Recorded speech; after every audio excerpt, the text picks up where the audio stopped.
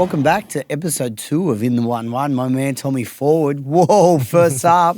How are you, mate? Mate, I've got some new clothes, thanks for you. Sweet. New shoes, new Fresh out of the jacket. paddock. Yeah, mate. Good to get a few winners. Mate, it was, I think between us we had 4 winners, but you definitely led the charge. You kicked us off well and then finding a $26 winner in the derby. Yeah, it was good, mate. Sunrays, the drift was lovely. I don't know what they missed. And then, yeah, Mason Louis, that wet to dry form just seemed to spark the horse. And, yeah, a bit disappointing about Belle de Tel and what J-Mac did on the horse. What were your initial reactions, I guess, to then looking back at it a day or two later? Well, after the race, I'm like, why the fuck did he take off? But Yeah. but then I remember watching the race, he obviously had to go back. They walked and then he just skipped around them and I went, ooh, genius play. Yeah. Full faith in J-Mac. Yeah. But then before he got to the turn, I was like, ooh, where's he going to end up in this track? Mm-hmm. And then I thought, the one thing I think maybe in hindsight, two things in hindsight. I think he probably just wishes he stayed where he was and worked in, or probably took right off because she's, like, as we said, a little bit one-paced. Yeah, it was a little bit I don't think she wanted to sit there and get in a grind with them at that. Yeah, it was a little bit of a weird one. But, hey, it worked. You found us a winner, $26. I'm happy with $26 winners every day of the week. 100%, mate. Look, I thought it was obviously a good return for us. I thought that day played relatively up and off. I thought it was pretty hard to make ground. Yeah, definitely. The way that the 2 leaders kicked in the Jolie Star race, you thought she wasn't going to get there. Well, I was very bullish on Jolie Star, and we just sat in the office together and watched the replay again, and we're like, at the 100, you just thought, there's no way she gets there. At the 50, you still didn't think she was going to get there. Yeah. And then you sat there and went, did they just fall in a heap and was it deceptive to the eye? And we went and looked at the data. No, her closing splits relative to today were still very good. But yes, the horses in front did fall in a heap. So Yeah. it was a mixture of both. But yeah, she's come back in really good order. God, it was a gut. I think that was a big win. Yeah, gutsy win. Tough to make ground in those conditions. And I think she's maybe a little bit more suited to a drier surface too. So I think she's in for a big spring. Waller will tip her out and bring her back in. I think you'll tip her out after that because I reckon that was a pretty big gut buster of a run. For sure. And it's interesting to see, and we'll get to it later, but a couple of, obviously, those horses are backing up. So it'll be interesting to see. We're going to preview Eagle Farm races 5, 6, 7, 8, and 9. I think you've got a little bit of air of confidence, and I think we've come to agreement in race 5 where we've got Need Some Luck as favourite, but give us the map. I'll talk more about Need Some Luck. The trial was good. Ran second last start, heavy ground last start, then back down to Sydney for a trial, back up to Gold Coast now, comes up $2.80. The map looks Prince of Boom to lead, I Am Artie, Manhood, King Kappa. Compelling Truth is a quick bush horse. It'll like to find the front. And I think Need Some Luck, given its trial and how it usually races, will settle sort of off midfield and be making a sweeping run, I think, out wide. I've settled on Need Some Luck. The trial was exceptional, like in everything I want to see. Settled well out the back, dropped its head, cruised up, and hit the line real strongly under no urgings. It was a mid-prep trial, and so that it did have the fitness over some of the other horses that were first up. But it's everything you want to see. I think getting back to a dry ground is a tick. Third up tick. $2.80 is probably about around its price. I don't want to be taking much shorter, but happy to take the $2.80 now. What did you think, Mace? Yeah, I've got it on top. Just quickly before I go into my thoughts, but the track played a little bit up and off. Do you think it's going to play similar, or do you think it will be more of a run-on day? I hope not. Rail moves out to 4 metres. They did get off the inside of the track last start. I think if they just find those lanes first, but I think a drying surface will help the wider lanes this week, as it sort of didn't help it last week, because I think those lanes were the driest where they were getting to in the middle part of the track. Drier lanes, I think, will be all right. Do you don't think it could play on pace though? Definitely up, but getting out to those wider lanes, I think, will be the advantage. Yeah.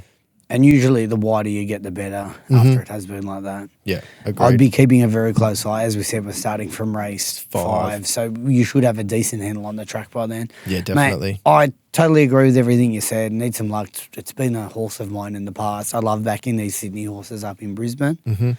I love the trial between runs. Yep. Love the trial between runs. Yes, it had the fitness, all that sort of jazz, but just the way and the effortless way in which it did it.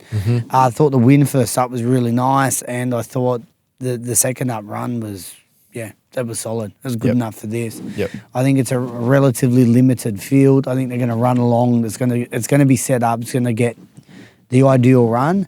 As you said, I don't think you want to be taking. I wouldn't be taking any lower than $2.50 for a horse like this either.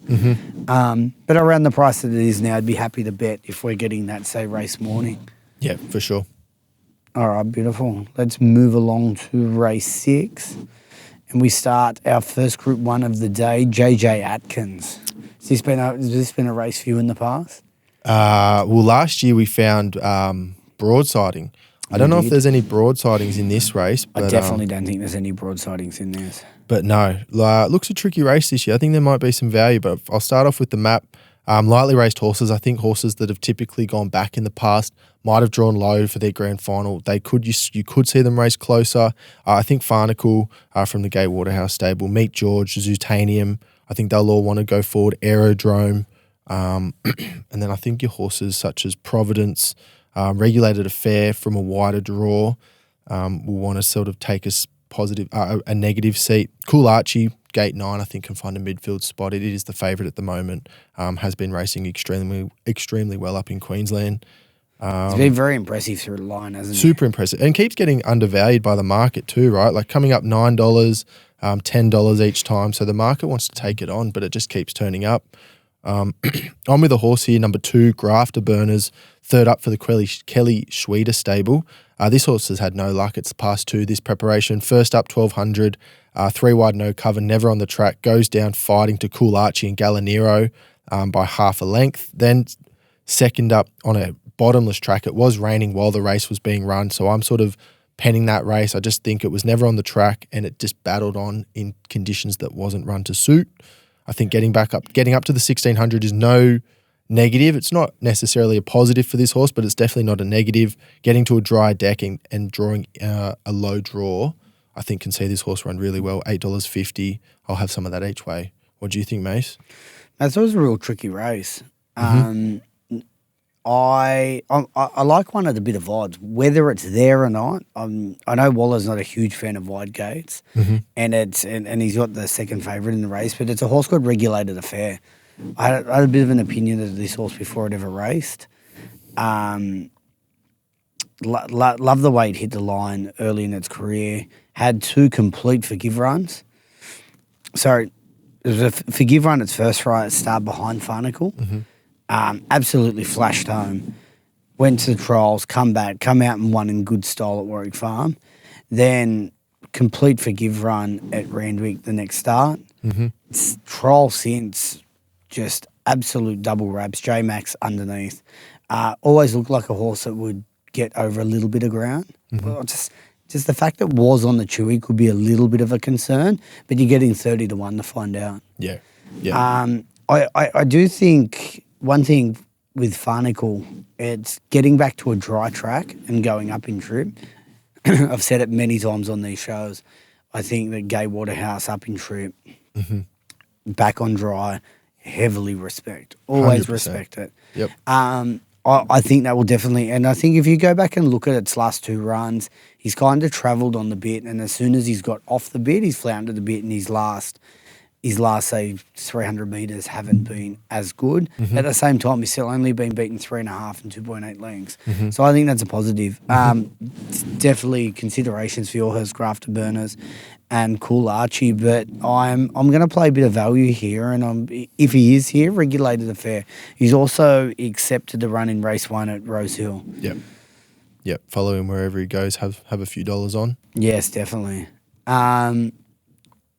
We move forward to the Dane Ripper Stakes. How's the map look? Map looks pretty good. Pace above average. Tashi Floozy races positively in its last couple of wins. Alentia, City of Lights, these are all horses from good draws, low draws that I think will push forward. Not too much speed from out wide, so that I think they can sort of control it as they like when they find their positions. Horses out wide, Arctic Glamour, Abounding, I think they'll find rearward positions. The favourite Firestorm currently, it'll settle rearward. Hope that the speed comes on and that it can run on. J-Mac rides $4.40. It's the horse I want to be with. I think it's the class of the field. Alentia is probably next best, drawn low with Tommy on. But yeah, I loved what Firestorm did. I was tipping it in a Doncaster. Now it shows up here. Not too worried about the trials, because one thing we pointed out before this show started was that they were trials without blinkers on. This horse races race day with blinkers on, so I think it'll sharpen it up, not having the blinkers to having the blinkers, so I definitely think that's a positive. J-Mac rode it in the trial, rides it on race day, and yeah, if this horse is at its best and the track is suiting, look out over the last 100 metres, because I think it will be rocketing home. Yeah, so I like Firestorm there. What are your thoughts here, Mace? Mate, I'm completely with you here. Mm-hmm. Last week we went with the philosophy, J-Mac, Waller, first up, mare. I think this is another one. She's had the 5 starts for 4 wins first up. First trial, didn't even Rory just sat on her, just did absolutely nothing. I liked it here. J-Mac, first time I watched it, I was a little bit, and then I watch it, and I love, with a lot of trials, I always love watching horses go 200 to 400 metres through the line, because a lot of the time the jockey relaxes and sometimes they just pull their way through. You could tell it was a funny one, because she settles under him really nice, but then he niggles her a little bit. She half picks up, and then I was sitting there and I was like, something's not right, and then I went, as we said, it's a blinker horse. She's definitely a blinker horse. Yep. Mate, her win first up in the Millie Fox last week was just huge. Yep. Run the Lady Shenandoah, huge. Complete. I'm happy just to forgive the Doncaster run. And that's genuine Group 1 form. Yeah. Like the what we've just spoke about there, I don't think this is a genuine Group 1 field. I actually think this race is like it's more of a Group 3, and then it's a Group 2. It's a Group 2 race. She's got proper Group 1 form. Yeah, probably. I mean, form behind Lady Shenandoah. Lady Shenandoah would be red figures in this field. 100%. Like Lady Shenandoah in this field would what, $1.80, $1.60? Yeah, I'd be taking $1.80 myself. Yeah. So I just think she looks set up. I just barrier 10. I hate saying this, but it ticks all the boxes. Yeah, love it, mate. $4. You're probably going to get evens the place somewhere. Go shopping, get evens the place. I think that's an outstanding bet. And then you look at a horse like Floozy. I just don't think it has anywhere near the same form line. Yes, it's got a picket fence. It's hard to beat winning form, but this is benchmark 70, benchmark 78, and then won a listed race by 0.2 of length. Yep. I just think this horse has got far superior form, and I can't stress this enough. Sydney horses in Brisbane this time of year. Yep. They're better class of horse. 100% they excel. Very much so. All right, it's the main event of the day, and this is by no means my favourite Stradbroke I've seen. No. And I definitely, once again, this is one where I don't even think it's a real genuine Group 1 field. No, I agree. This is one of the weaker Stradbroke. Maybe just I can't find any value or any sort of interest from a betting perspective. But yeah, Rothfire, Punch Lane, War Machine sat outside the lead. It's the favourite after its last start win, was really strong. The Instructor, Yellow Brick. There's a few horses that will want to be up there but won't want to lead. Rise at Dawn from gate 3. It's usually a miler, but dropping back to the 1400, it can race on speed. I just think there's no out-and-out leader that you know is going to fly, but just the combined pressure of them all trying to find a spot up in the lead, I think, will add to the sort of the speed of the race. You very, very rarely do you see them walk in Group 1s. Yeah, especially in a dry Stradbroke, right? Like 1400 is such a weird distance because it's hard to settle and then it's hard to just go all out like a sprint. Correct. So they try to get a breather, but I think they'll overcook it and I think they'll go pretty quick here. I had no interest in this race. It was a watch race. Definitely going to watch it, but well, let's talk about the favourite and get War invested. Machine. Yeah, I'll talk. So comes out of the Group 3. Sat relatively near the lead, was up on pace, got rolling and then just really put him away the last bit. 100%. It was a spike on my data, or the data I'm looking at.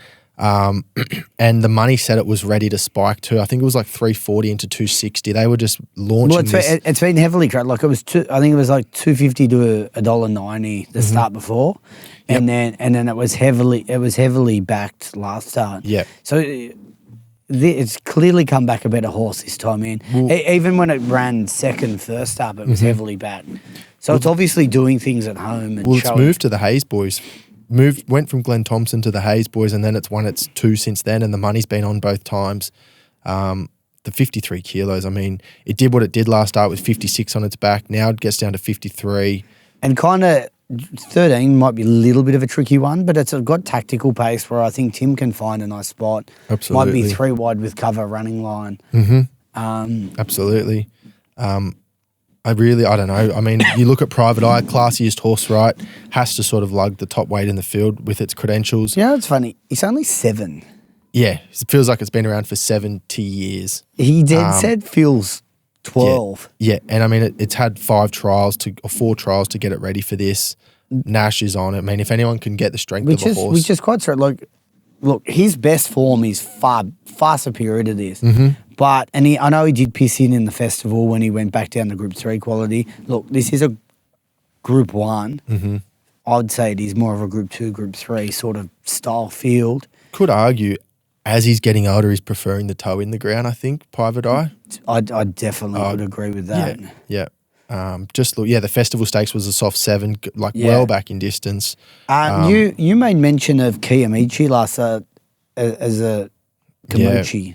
Komochi to run a place, and it what ran 4th. did you make of the run? I thought it was solid-ish. Solid-ish. I don't know about the backup for Portelli horses. Sort of the 7 weeks and then second up, quick backup. I like the quick backup if it's 3rd or 4th up, but your first up to your second up run on a quick backup, just I don't know if I like that personally. Yeah, it doesn't look usually ideal. Yeah, it's usually the whole when I very first looked at this race, I went Golden Mile. I thought only got run down that last bit. The way it really stops late, and the fact that it is on the quick backup, but does go from 59 kilos down to 53, draws a soft gate. For anyone that does like it, I couldn't tip you out of it. I almost went to have something on it.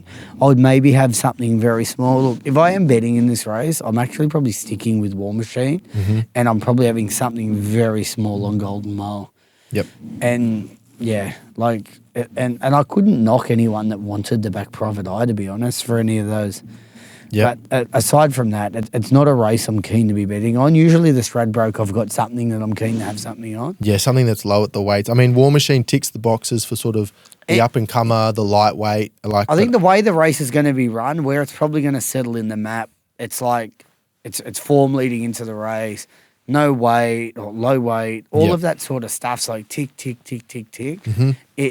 But at the same time, what price do you want to dive in at? Yeah. It did start, like I saw, it was $2.90. It's getting out to $3.10. It could get out towards the $4 mark and then get crunched late. I'm not sure. Yeah.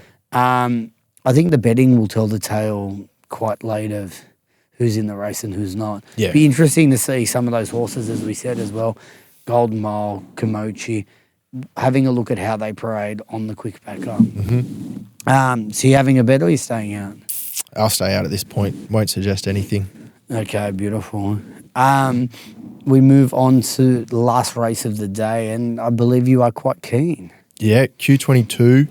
Not much speed in this race. Banker's Choice, Artful Girl will run a roll forward, 250 to 1. Artful Girl, I think it'll be dropping out from about the 600. Militarized has drawn sort of wide gates, had to go back and just got too far back, been hitting the line nicely. Now draws gate 1 and J-Mac on. I think that's a positive. Fawkner Park, gate 3. Don't think he'll want to let J-Mac out of his sights. So I think he'll be using that gate to sort of perhaps sit in the 1-1 while he puts Militarized in the box seat. New Endeavour will run a roll forward, but might get caught wide unless it sort of presses onto OSL. Yeah. It's a small field, but it's a tactical field, I think, and it depends what they make their decisions in sort of the first 800 metres as to what will happen. But yeah, I'm all over Fawkner Park here. I think this horse is flying. Lost to Antino. It's two starts. that horse is in Cox Plate conversations kind of thing. Antino is absolutely Definitely. airborne. So the form lines through that are fantastic, and it has beat most of these last start. Militarise was closing off really well behind it last start. Goes up an extra 200 metres inside draw. I can see the positives for that horse. But I think Fawkner Park was just holding it enough to sort of say an extra 200 metres, I think it can still get the distance. This horse won last year, this race, so I think this is a set-up target again. And I'm happy to take the 240. I'm happy to take anything above 210. Okay, so you're confident. But I don't think it'll get to 210. I think they'll want to back Militarise and maybe perhaps to a lesser extent Kovalika, but I'll be sticking with... I see Kovalika's got the blinkers on. Yeah, blinkers Nash is always good. I loved the way Militarise hit the line. I thought he kind of looked of a done deal now that's actually looking to genuinely stay. Yep. He obviously won over a lot of shorter distances as he was younger, but I think now, as he started the season, he's only 4. I think he's starting to look more and more like a genuine stayer. Completely agree with everything that you said in regards to Fawkner Park. Yep. I just want to equal stake both. I want to make Militarise my result. Yep. And be saving at Wyatt's at 210 on Fawkner Park and just hope that Kovalika or a New Endeavour can't slot in. And I don't think they will. I definitely think, to me, it looks like a little bit of a 2-horse race. Yeah, I'd probably have them slightly closer in the market, personally. And I'd have New Endeavour a bit further out. Yeah, I just... the 5s. It's coming just from lesser form. It's... the Tavi time. I don't know if that stands up for the Q22. No, it definitely doesn't. It doesn't. These horses at the top of the field. And I just feel like Kovalika's always been like a horse that was going to be something and never bloody did. And he just continues to run in at places. Every year it's in like Caulfield Cup talks and it never amounts to what the expectations are. I love the lead of J-Mac jumping from one to the other. I just think it's a 2-horse race and it's which one gets over the line. I'm happy to equal stake, make Militarise the result and chop out on Fawkner Park. Love it, mate. Seeing as though you let us, you kick us off again. Let's get the winning formula. There'll be a few more bets this week than last week, just the one from one last week, but I've got a few speculative plays this week. Eagle Farm Race 3, number 1, Alegron, $31. This horse has faced dry tracks all preparation, finally gets a dry deck. It won the Brisbane Cup last year on a dry surface, and I think it's the big improver with a few positives. I think you don't have to have many to have a bet at $31. Then we'll go to Eagle Farm Race 6, number 2, Grafterburners. As I've mentioned already, it's been wide no cover this preparation. Finally draws a gate. I think it's going to get nice cover, and if it can run out the mile, I can see it running really well on an each-way basis. Eagle Farm Race 7, number 4, Firestorm. This horse is all class, J-Mac on, flies fresh, and I think if the track plays suitably, look out for the last 50 metres because it will be flying. And then we'll go Eagle Farm Race 9, number 1, Fawkner Park, for all the points we mentioned in the Q22. I think this horse is outstanding, racing in excellent form behind the likes of Antino, who's in Cox Plate conversations. Will draw a good gate, and I think it can run extremely well. Then we'll go down to Rosehill for a one-hit wonder. Rosehill Race 4, number 6, don't forget Jack, $12. Just for giving this horse's last start run, got too far back, then put up lame, second up. Happy to suggest that it was flat second up, third up here, up to the 1400, which I think this horse has always suggested it will handle. Happy to take the $12. And then one hit and run at Sandown. Race 4, number 3, Dirty Grin. Loved the swooping run at Moonee Valley 2 back when it was off the track against the bias. Then it just missed last start at Caulfield. I think it's crying out for the 1400 now, and 360 is a good price. So get on all of those and hopefully we can have a fill up. Mace, what about you, mate? A few bets. He's had a big win today. He's just swooped straight into it. That's it, right? All of last week's winnings are on this week's bets. he's come out, guns are bloated, ready to rock and roll. That's it. Left nothing in the chamber. That's good. All right, we kick off. My first of the day is a dual acceptor. It is either Rosehill Race 1, number 1, regulated affair, or it is also an Eagle Farm Race 6, number 12. So keep an eye where it goes. If it goes to Sydney, I think it just wins. And I think if it goes to Eagle Farm, it's 30-1, and I think it will give an almighty shout in the JJ Atkins. I then go Eagle Farm Race 7, number 4, Firestorm. I like the trial, gets the blinkers back on, and I just think first up form, I think she's far superior to this field, and I think she'll be winning. I then go race 5, number 7, Eagle Farm, needs some luck. Love the trial between runs, and I think it will be extremely hard to beat. And I'm going to finish off with Rosehill, race 7, number 9. Getafix. Love the trial between the runs. Rock hard fit, third up, ready to go. Just a little bit of luck from the gate, but I think great each way value at around the $7 mark. Good luck and happy punting. Cheers. All right, Tommy, I think we kicked off episode 1. How confident are you going into episode 2?